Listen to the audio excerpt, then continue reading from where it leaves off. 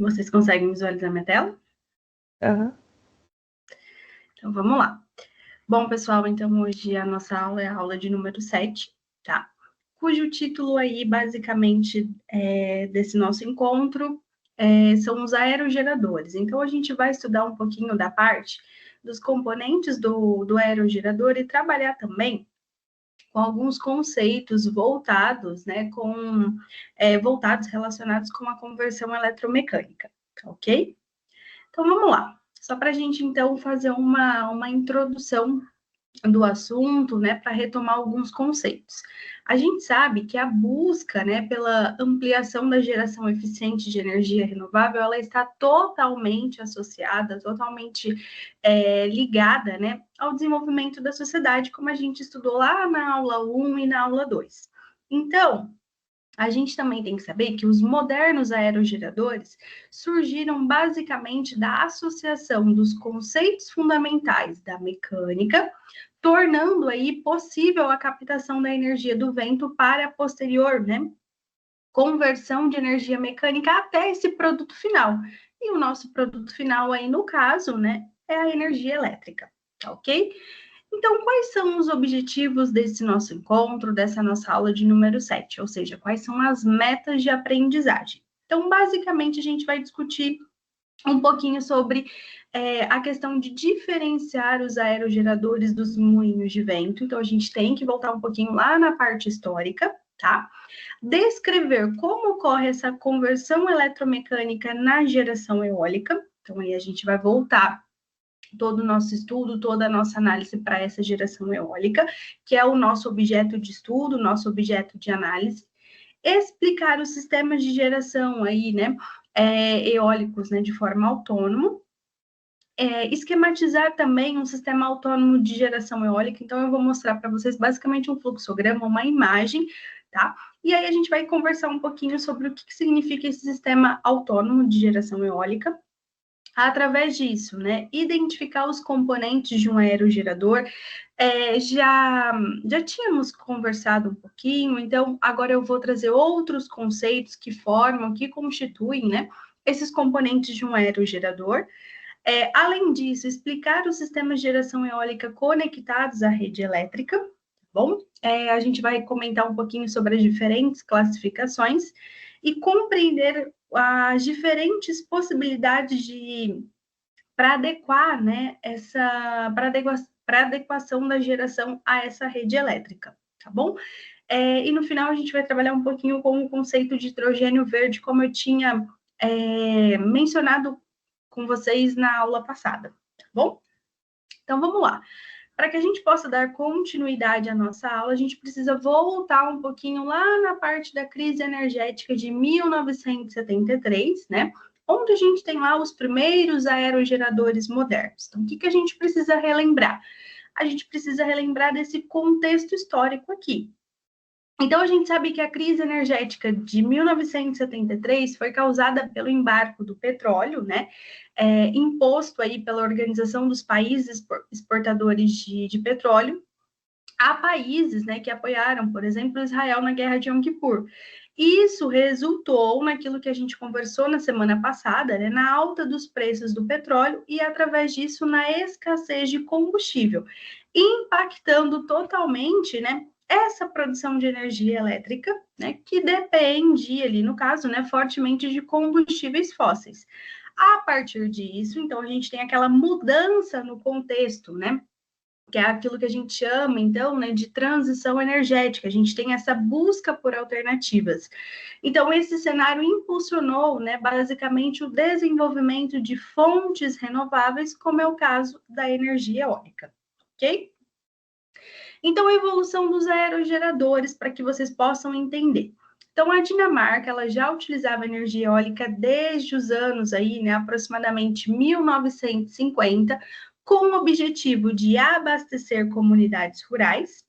O primeiro modelo comercial foi em meados de 1975, então a empresa dinamarquesa Vestas lançou, né, esse primeiro aerogerador comercialmente viável, com uma potência de, então vamos falar um pouquinho das características técnicas, de 30 kW pás de 15 metros de diâmetro, né? E traçado ali, né, em torno de uma torre de aço de aproximadamente 18 metros, tá? Então, a partir dessas informações, a gente já começa a falar um pouquinho sobre esses aerogeradores modernos, né? Quanto à questão da evolução, quanto à questão da eficiência, designer, da classificação, tá bom? Então, quanto à questão de evolução e eficiência, o que a gente pode comentar, o que a gente pode falar?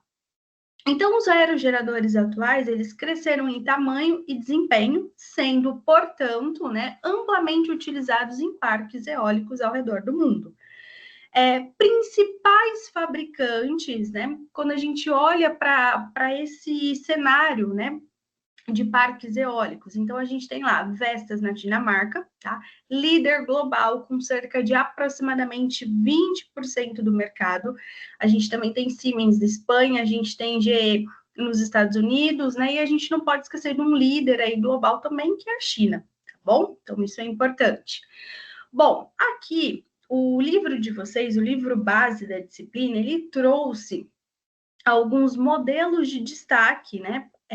De cada empresa, né, representando alguns modelos importantes ali para aquela determinada empresa. Então, eu vou citar algumas características técnicas, né, desses aerogeradores. Então, por exemplo, da Vestas. Então, a gente tinha um lá, né, com uma altura total de aproximadamente 220 metros, o diâmetro do rotor 164 metros, potência 9,5 megawatts em boas condições de vento, tecnologia de controle ativo, portanto, né, ajustando a velocidade do rotor para que, então, possa ter uma maior eficiência, a paz, né, de fibra de carbono, proporcionando dessa forma aquilo que a gente chama de durabilidade e reduzindo a manutenção. Da GE, então, a gente tinha lá um modelo com uma altura total de 260 metros, o diâmetro do rotor de cerca de aproximadamente 220 metros, potência até 12 megawatts, projetado para ambientes offshore, né? Então, a gente também tinha dentro desse modelo de destaque aqui um sistema de controle flutuante, né, que garantia a estabilidade em alto mar. Da Siemens, a gente tinha um aerogerador de médio porte, uma altura da torre de aproximadamente 115 metros, o diâmetro do rotor 170 metros, potência, né, capaz de gerar até 5,8 megawatts, e algumas características importantes aí, como a questão da operação em várias condições de vento, isso é importante, além do controle da velocidade variável, que otimizava, né, auxiliava na questão da otimização da eficiência dessa minha máquina, tá bom? Aqui, só para ficar exemplificado, também é uma imagem que foi retirada do livro base da disciplina de vocês, tá? Definindo aí, né, demonstrando a representação desse aerogerador desta empresa aqui, tá bom? E aí a gente precisa olhar para alguns fatores, né? Normalmente a gente fala fatores, parâmetros que definem a eficiência das turbinas eólicas. Então, quais são os fatores, quais são os parâmetros que vão definir a eficiência de uma turbina eólica? Então, basicamente, os fatores são forma e tamanho das pás. A gente mencionou um pouquinho desse conceito lá na aula de número 4, tá? Outro fator, velocidade do vento, e um outro fator, um outro parâmetro é a capacidade do gerador elétrico e do seu sistema de controle. Então, vamos entender um pouquinho sobre esse fator, esse parâmetro, forma e tamanho das pás. Então, basicamente, né, determinam a quantidade de energia capturada do vento, essas pás, né, pás mais longas, estreitas, aumentam a eficiência, especialmente quando a gente fala, né, estuda a questão de ventos mais baixos, e devem ser resistentes às condições climáticas extremas. Agora, quando a gente olha para o parâmetro, né, para o fator velocidade do vento, a eficiência depende diretamente da velocidade do vento. A gente analisou esse conceito quando estávamos falando da parte do planejamento, né, da questão da geração eólica. E o último fator aqui é a capacidade do gerador elétrico e o seu sistema de controle. Então, o gerador, assim como o sistema de controle, tem essa função de otimizar a conversão da energia eólica, né, em eletricidade. Então, estamos falando da parte de otimização, que é bem importante dentro também aí de um projeto, né, por exemplo, de uma turbina eólica. Além disso, algumas observações. A quantidade de energia que pode ser extraída, né, é diretamente proporcional à velocidade do vento elevado ao quadrado, que foi algumas equações, alguns modelamentos matemáticos que a gente analisou. Portanto, isso significa que o aumento dessa velocidade do vento ele vai ser capaz, né, de ocasionar um aumento bem significativo dessa quantidade de energia a ser gerada. Portanto, né, a turbina ela precisa ser projetada para funcionar com eficiência, né, em uma ampla faixa, né, de diferentes aí velocidades de vento. Então, olhando nesse modelo, tanto para ventos fracos até os mais fortes. Então, por isso que a gente fala, né, que todo o projeto, né, ele exige aí, né, essa parte do planejamento é bem importante, tá? Principalmente na questão aí de projetar, né, essa turbina.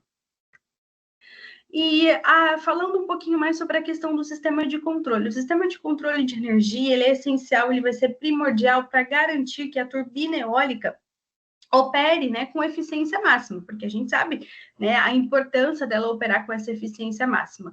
Basicamente, então, a gente pode definir que esse meu sistema de controle, ele vai ser responsável por monitorar as condições do vento e, além disso, ajustar a orientação das pás da turbina para que, então, a gente consiga maximizar essa quantidade de energia extraída do vento. Então, a gente fala que esse sistema de controle de energia ele é responsável, de uma forma mais simplificada, por controlar a velocidade da turbina, né? Pensando aí, né, ou a fim de evitar, né, danos causados aí por ventos fortes ou rajadas, como a gente estudou, analisou em aulas passadas. Quando eu olho para a capacidade do gerador elétrico e sua influência na eficiência ali de um projeto, né? Por exemplo, da turbina. O que a gente tem que pensar, o que a gente tem que saber sobre a questão do contexto do dimensionamento do gerador? Então, o gerador, ele deve ser ajustado para gerar a quantidade adequada de energia a partir do movimento das pás. Então, geradores pequenos, eles podem não gerar energia suficiente, comprometendo a rentabilidade. E geradores excessivamente grandes podem se tornar caros e ineficientes. Então, por isso, a importância de um dimensionamento desse gerador, tá bom? Bom, quanto à classificação dos aerogeradores, né? Esse conceito a gente comentou, discutimos em aulas passadas, no comecinho da nossa disciplina, a gente falou um pouquinho desses aerogeradores no conceito de classificação, tanto de eixo horizontal quanto de eixo vertical. Então, aqui vai ser apresentado outros conceitos, né? Para que a gente então possa ir aprofundar nessas duas classificações. Então, classificação dos aerogeradores, eixo horizontal e eixo vertical. Então, vamos olhar para algumas características importantíssimas quando eu falo dos aerogeradores de eixo horizontal. Então, são os mais comuns e conhecidos. Então, com hélices que giram em torno aí de um eixo horizontal. Daqui a pouco vai aparecer uma imagem para ficar um pouco mais claro, tá bom? São capazes de gerar grandes quantidades de energia e são comumente usados em fazendas eólicas offshore, aproveitando, portanto, ventos fortes e constantes.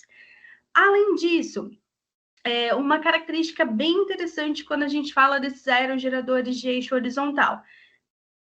Eles são mais eficientes, né, em gerar energia em baixas velocidades de vento, em comparação, então, por exemplo, a outros modelos. Tá? Agora, quando a gente olha para a característica dos aerogeradores de eixo vertical, então a gente já comentou desse tipo de aerogerador, né? Que é o Darius ou Darius, enfim. É um dos modelos mais antigos quando a gente olha para a classificação dos aerogeradores de eixo vertical. ele possui pás curvas em formato de C, né?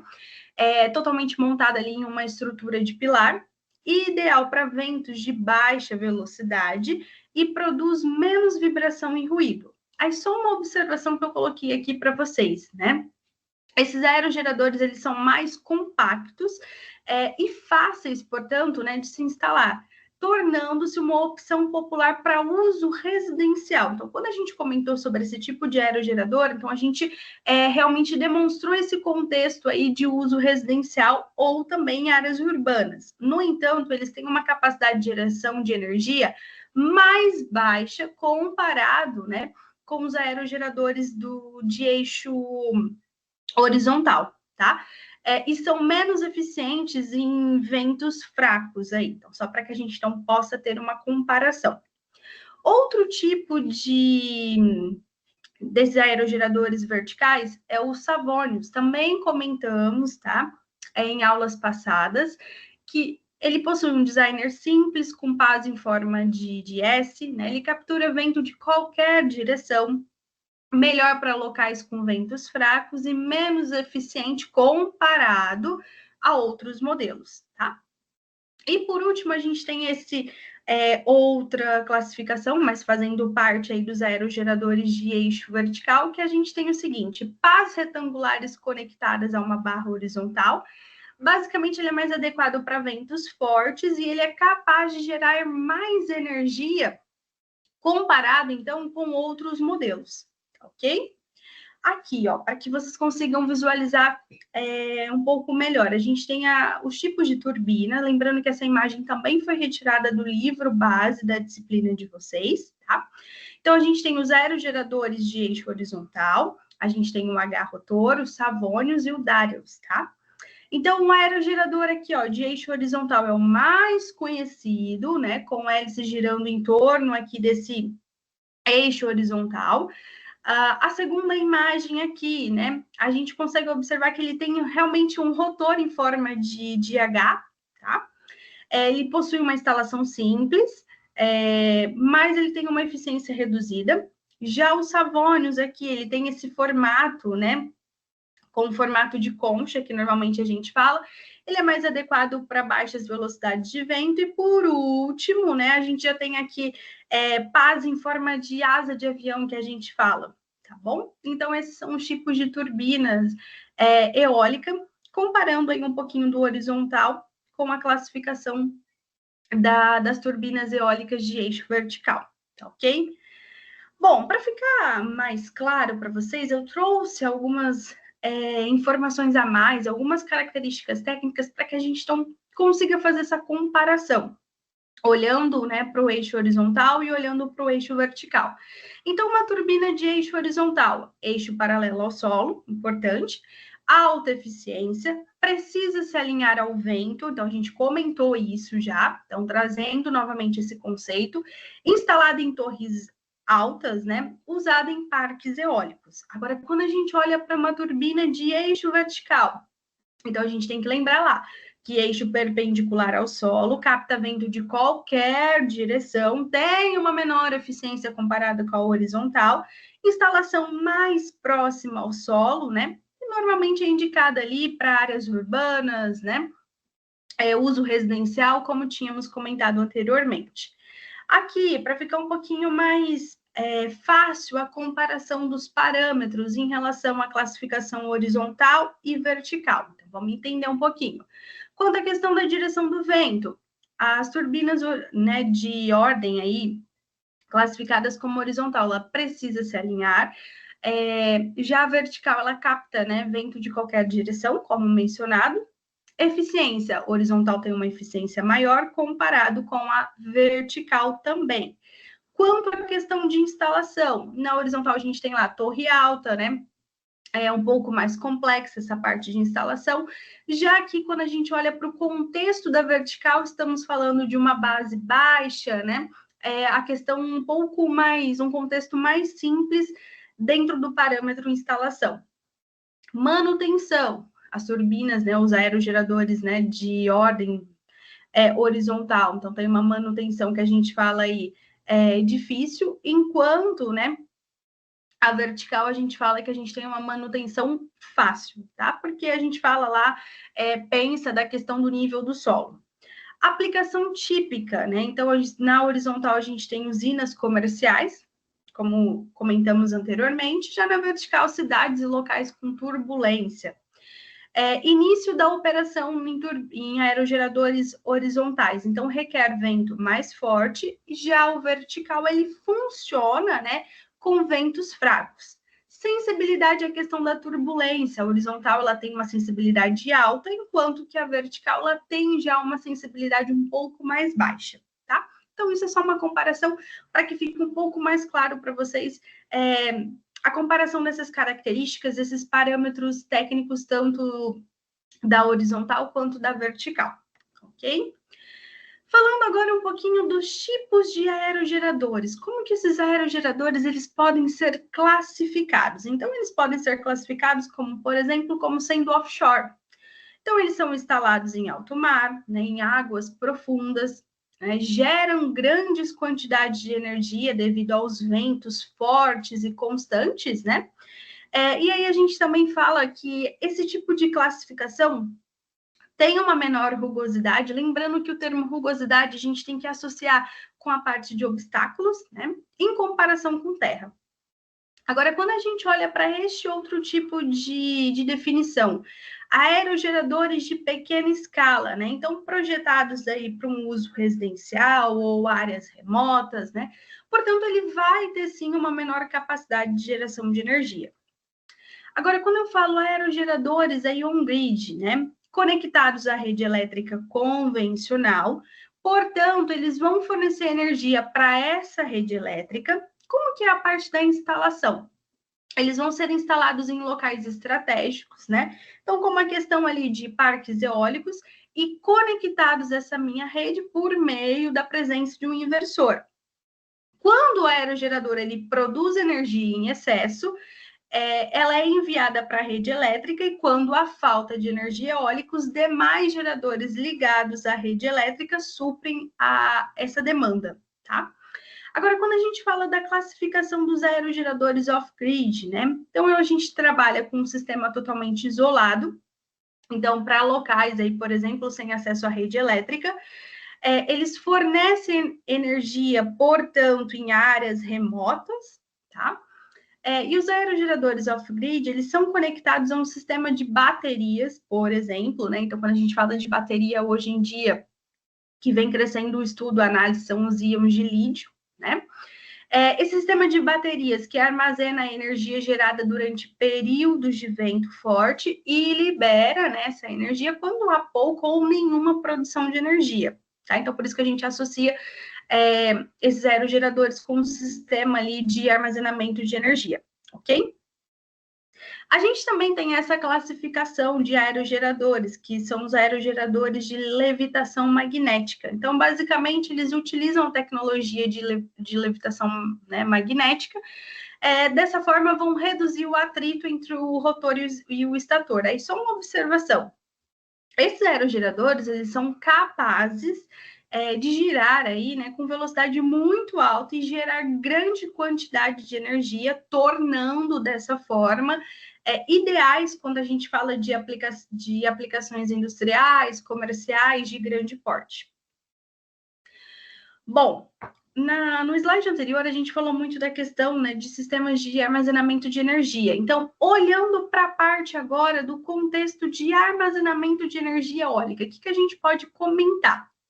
Então, o primeiro conceito é o desafio do armazenamento. Então, a geração eólica a gente já estudou que ela é intermitente, portanto, ela depende da disponibilidade do vento. Dessa forma, ela necessita de soluções para armazenar e reutilizar essa energia gerada.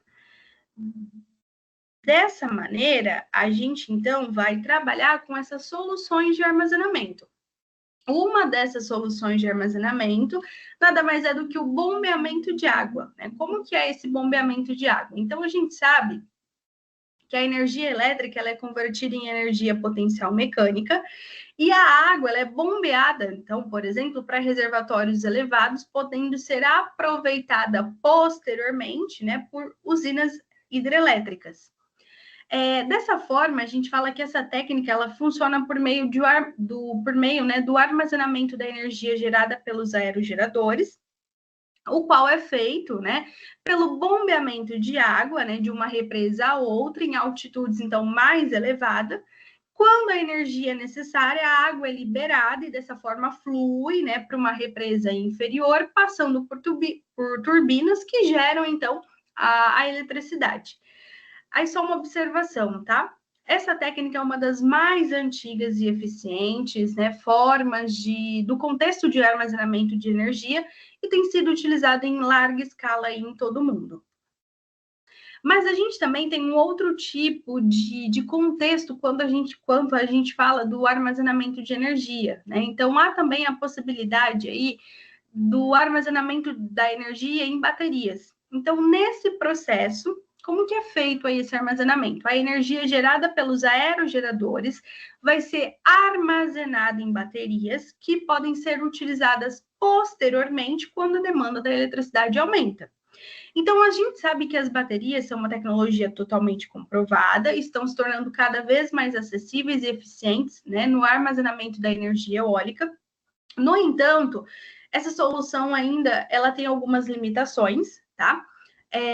Tem muitos estudos dentro da nossa literatura acerca desse tema, tá? Então, tem algumas limitações, mas a gente já tem alguns estudos e possivelmente aí ela se torna também uma opção amplamente viável, tá? Assim como já é bem utilizada. Então, um dos principais obstáculos, como o livro base da disciplina de vocês aí informa, ao armazenamento da energia eólica em baterias é a capacidade de armazenamento limitada delas, né?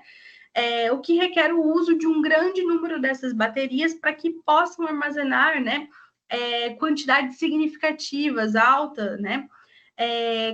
Quanto a gente fala, né, ou quando a gente olha para a questão da energia. Bom, para a gente fechar essa parte aí, vamos fazer aí um exercício, né, retirado do livro base também aí da disciplina de vocês, que é o seguinte, temos um contexto aqui. O funcionamento do multipá americano é relativamente simples. Então, a turbina é composta por um rotor que possui várias pás. O multipá americano ele apresentava várias pás menores, além disso, né, o modelo era relativamente simples e de baixo custo, o que permitia que fosse, né, produzido e utilizado em larga escala com sistemas de segurança que aumentava a vida útil dele. Portanto, estima-se, né, que foram produzidas mais de 6 milhões de unidades, né, desse tipo de turbina, muito popular nas propriedades rurais dos Estados Unidos. Com base no exposto, quantas pás geralmente compõem esse rotor e qual é a vantagem desse tipo de configuração em relação a outras turbinas eólicas da época? Se a gente relembrar um pouquinho da classificação desse tipo de turbina, então a gente sabe lá que foi entre 8 e 12, né, pás menores, o que aumenta, a gente estudou, né, que isso vai auxiliar no aumento dessa área de captação do vento, portanto, isso vai auxiliar na melhora da eficiência da conversão da energia cinética em energia mecânica, tá ok?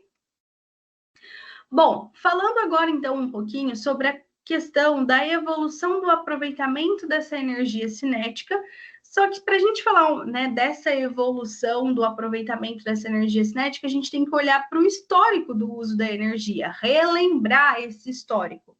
Então, já sabemos, né, já estudamos, analisamos que desde as civilizações antigas, a energia cinética dos ventos e das águas, né, ela foi utilizada para diversas finalidades.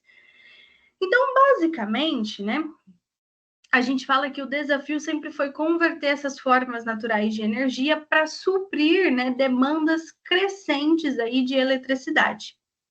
Então, quando a gente olha para a questão da conversão de energia ao longo do tempo, e olhando para essa demanda crescente de eletricidade, né, quais são algumas conclusões que a gente pode retirar? Então, o uso de dispositivos mecânicos, né, vai possibilitar totalmente a transformação da energia primária. O que seria uma energia primária? Então, por exemplo, vento e água em força útil. Então, exemplos clássicos. Moinhos de vento que a gente já estudou, já, né, conversamos sobre eles. Basicamente, eles são utilizados então, para moer grãos, né, ao converter a energia do vento em movimento rotativo. Além disso, a gente tem as rodas, né? primeiro dispositivo mecânico para transformar a energia cinética da água em torque, né? E força, ok? Agora, olhando para a questão da evolução tecnológica e aplicações modernas. Então, a gente sabe que com os avanços nos conceitos da transformação da energia, com a questão da transição energética, né? Surgiram novas aplicações para além da navegação e do bombeamento da água. A gente teve toda uma evolução aí tecnológica. Então, a tecnologia, né, evoluiu para o uso eficiente aí da energia do vento, que é o nosso modelo base de estudo, né, na questão da geração de eletricidade. Então, o que falar desses aerogeradores modernos? Então, basicamente, né, os aerogeradores modernos, a gente fala muito, né, que eles são o resultado da fusão entre os princípios mecânicos, né, e os avanços tecnológicos. Então, é a junção ali, é a fusão. Basicamente, o objetivo desses aerogeradores, permitir captar a energia do vento e, portanto, convertê-la em energia elétrica, sempre, né, pensando aí de forma eficiente e sustentável, importantíssimo, tá? Bom, quando a gente olha para a questão das primeiras aplicações da energia eólica, então a gente já também estudou, né, trabalhamos que diversos equipamentos foram desenvolvidos ao longo do tempo, realmente para transformar a força do vento, né, em energia elétrica. Então, o primeiro uso registrado foi em meados de 1881, quando a gente tinha lá um professor dinamarquês que basicamente ele utilizou uma turbina eólica, né, acoplada a um gerador CC, para produzir hidrogênio via eletrólise. Além disso, né, a gente tem que lembrar daquela teoria da eficiência mecânica. Lembra lá que em meados de 1919 a gente tem o físico Betz, né, que demonstrou, né, representou para a gente que a eficiência máxima teórica de uma turbina eólica era, né, de aproximadamente 59,3%. Portanto, a partir desse momento foi estabelecido um limite fundamental quando, né, a gente olha para o contexto de conversão da energia do vento.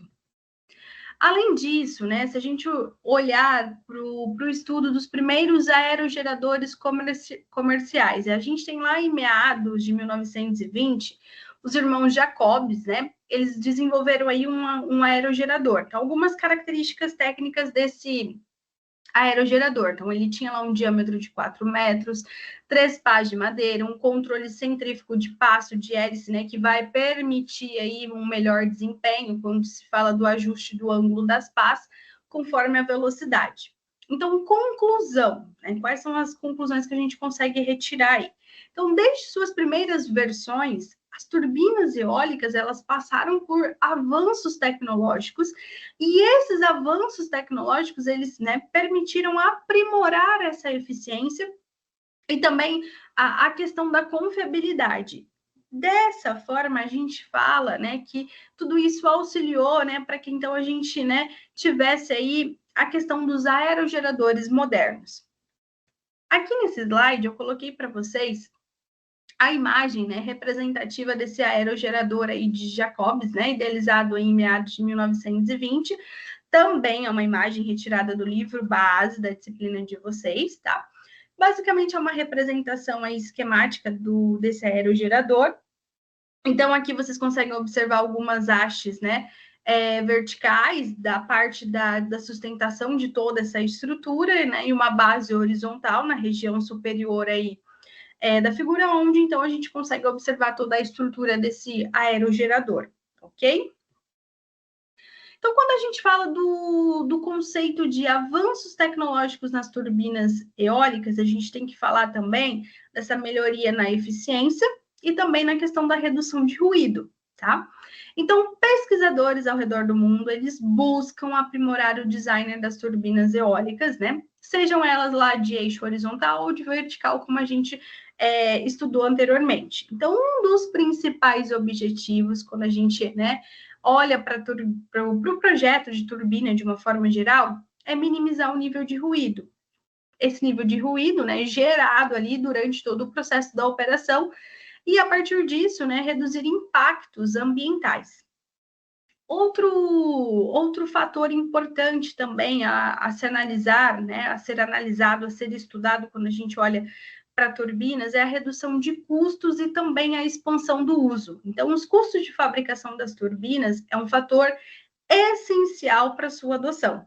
Então, equipamentos com menor custo, né, por megawatt gerado, né, como normalmente a gente fala, são mais competitivos, impulsionando dessa forma, né, ajudando ali na instalação em larga escala e, portanto, na sua integração ali com a rede elétrica, tá?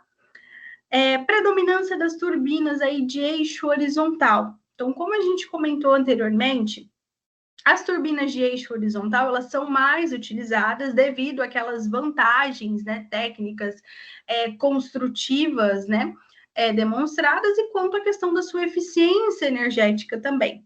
Então, o avanço no estudo, por exemplo, de materiais, aerodinâmica e circulação atmosférica permite a construção de turbinas com torres mais altas e rotores maiores, que vai auxiliar ali na questão de aumentar, né, a capacidade dessa turbina, ok?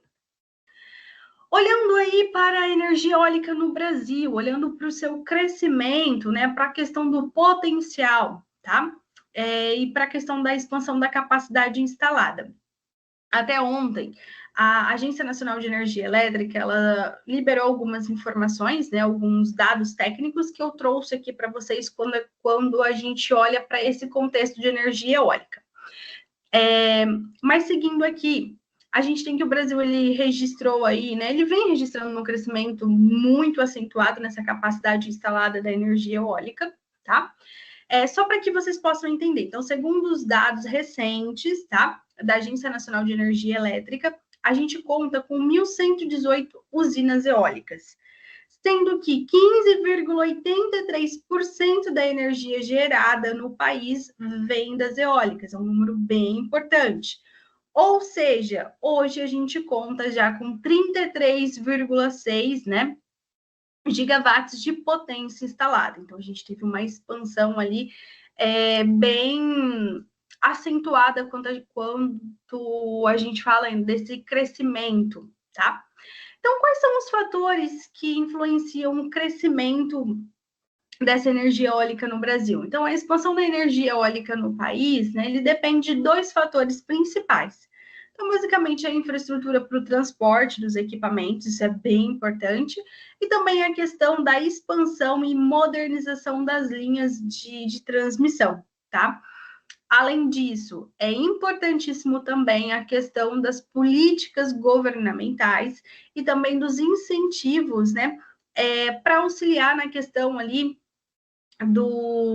da viabilização, né, de novos projetos, ou até mesmo fortalecimento ali dessa minha transição energética, desse meu setor energético, tá ok?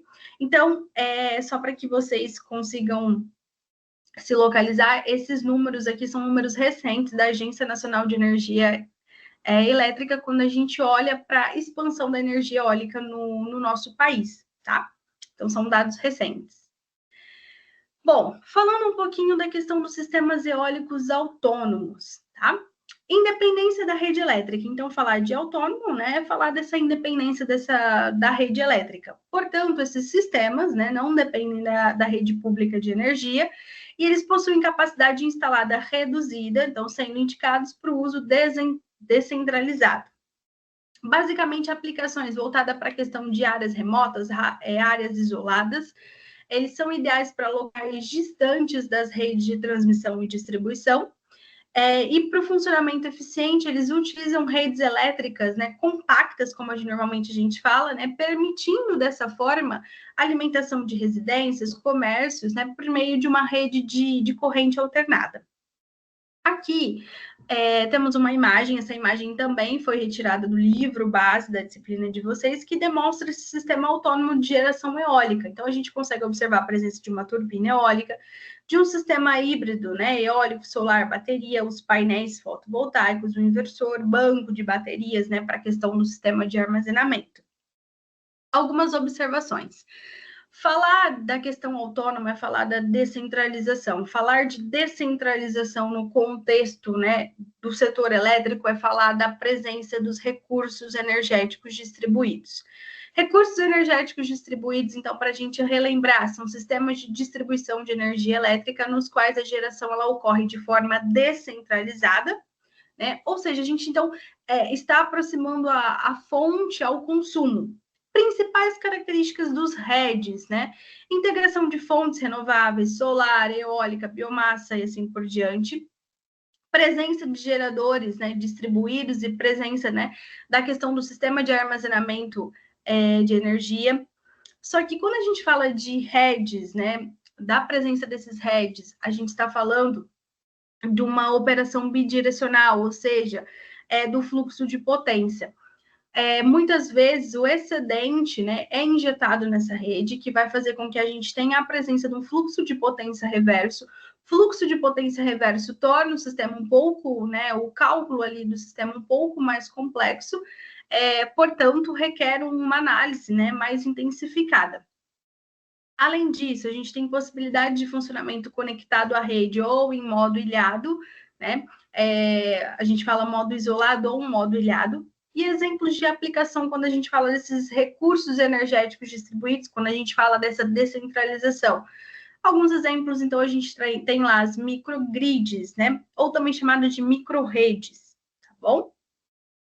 Então, só para a gente fechar, os heads eles vão aumentar essa robustez do meu sistema, vão permitir dessa forma a operação, mesmo durante falhas nessa minha rede principal.